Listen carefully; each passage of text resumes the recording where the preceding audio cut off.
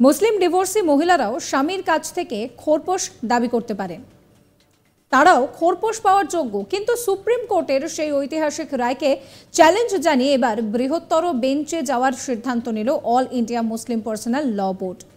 Divorcee হওয়ার পর অপেক্ষার সময়কাল অর্থাৎ ইদ্দতের সময় মুসলিম মহিলারা স্বামীর কাছে খোরপোশ পেতে পারেন বলে বুধবার 10 জুলাই ঐতিহাসিক রায় দেয় সুপ্রিম কোর্ট।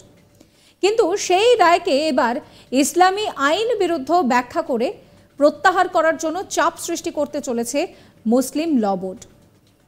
এ ব্যাপারে বোর্ডের সভাপতিকে যাবতীয় সম্ভাব্য খুঁটিনাটি বের করার দায়িত্ব দিয়েছে মুসলিম ল বোর্ড। প্রসঙ্গত, রবিবার মুসলিম পার্সোনাল ল বোর্ড বৈঠকে বসে সিদ্ধান্ত নেয় যে সুপ্রিম কোর্টের সিদ্ধান্তের বিরুদ্ধে তারা বৃহত্তর বেঞ্চের দ্বারস্থ হবেন। কারণ মুসলিম ল বোর্ডের কার্যকরী কমিটির মতে সুপ্রিম কোর্টের এই সিদ্ধান্ত শরিয়তি আইনের বিরুদ্ধে। প্রস্তাবে বলা হয়েছে যে পয়গম্বর বলেছেন সবচেয়ে ঘৃণ্য কাজ হলো ডিভোর্স, তাই সমস্ত রকমের পদক্ষেপ করে এই সম্পর্ককে টিকিয়ে রাখাই শ্রেয়। পবিত্র কোরআনে এই নিয়ে যা বলা আছে তা পালন করাই উচিত, অর্থাৎ দাম্পত্য সম্পর্ক চালিয়ে যাওয়া কঠিন হয়ে উঠলে তবেই মানব কল্যাণের জন্য বিচ্ছিন্ন হওয়া যেতে পারে।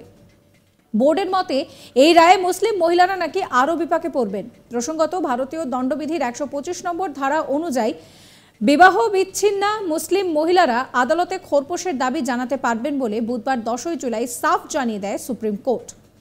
বিচারপতি পিভি নাগারাত্না এবং অগাস্টিন জর্জ ম্যাসির বেঞ্চ এক মুসলিম পুরুষের সেই আর্জি খারিজ করে দেয়। তিনি বিবাহ বিচ্ছিন্না স্ত্রীর আনা ভারতীয় দণ্ডবিধির 125 ধারা মোতাবেক খোরপোশের আবেদনকে চ্যালেঞ্জ জানিয়েছিলেন, কিন্তু আদালত জানিয়ে দেয় যে বিবাহ বিচ্ছিন্নদের অধিকার রক্ষা আইন 1986 অনুসারে মুসলিম মহিলাদের ধর্মনিরপেক্ষতার চোখে আলাদা করে দেখা যায় না, তাই তারাও স্বামীর কাছে খোরপোশ পাওয়ার হকদার। সম্প্রতি তেলেঙ্গানা হাইকোর্ট আবেদনকারী মোহাম্মদ আব্দুস সামাদকে তার প্রাক্তন স্ত্রীকে মাসে 10,000 টাকা খোরপোশ দেওয়ার নির্দেশ দেওয়া হয়। সেই রায়কে চ্যালেঞ্জ করে তিনি সুপ্রিম কোর্টে আবেদন করেছিলেন। সেই আর্জি খারিজ হয়ে যায় সর্বোচ্চ আদালতেও। এক যুগান্তকারী রায়, সেখানে শাহবানো মামলাতেও সুপ্রিম কোর্ট বলেছিল যে খোরপোশের ক্ষেত্রে মুসলিম মহিলারাও তারাও কিন্তু পাওয়ার যোগ্য। উল্লেখ্য, আবেদনকারী হাইকোর্টে বলেছিলেন যে মুসলিম পার্সোনাল ল অনুযায়ী 2017 সালে তাদের ডিভোর্স হয়েছিল, কিন্তু সেই আর্জি নাকচ করে দেয় উচ্চ আদালত এবং জানিয়ে দেয় যে প্রাক্তন স্ত্রীকে মাসে 10,000 টাকা করে খোরপোশ দিতে হবে।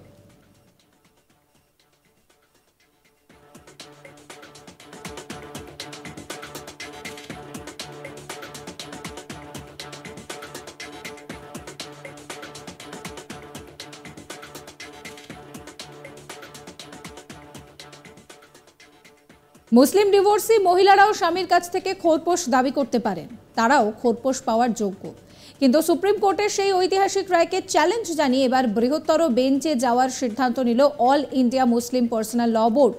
ডিভোর্সি হওয়ার পর অপেক্ষার সময়কাল অর্থাৎ ইদ্দত এর সময় মুসলিম মহিলারা স্বামীর কাছ থেকে খোরপোশ পেতে পারেন বলে বুধবার 10 জুলাই ঐতিহাসিক রায় দেয় সুপ্রিম কোর্ট।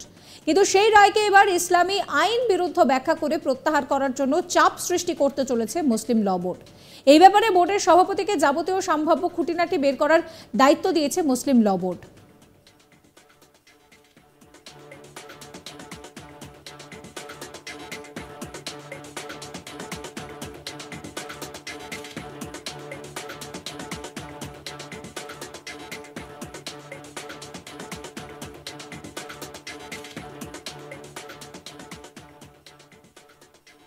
প্রসঙ্গত, রবিবার মুসলিম পার্সোনাল ল বোর্ড বৈঠকে বসে সিদ্ধান্ত নেয় সুপ্রিম কোর্টের সিদ্ধান্তের বিরুদ্ধে তারা বৃহত্তর বেঞ্চের দ্বারস্থ হবেন।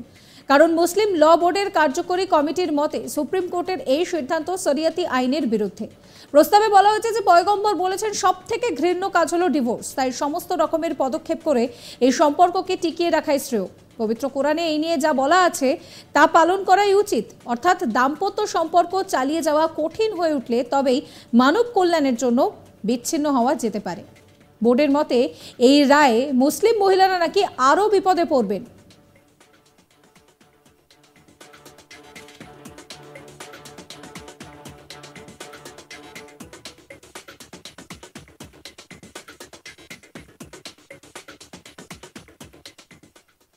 সাবস্ক্রাইব করবেন আজ তাক বাংলার ইউটিউব চ্যানেলকে, ফলো করবেন হোয়াটসঅ্যাপ চ্যানেলও।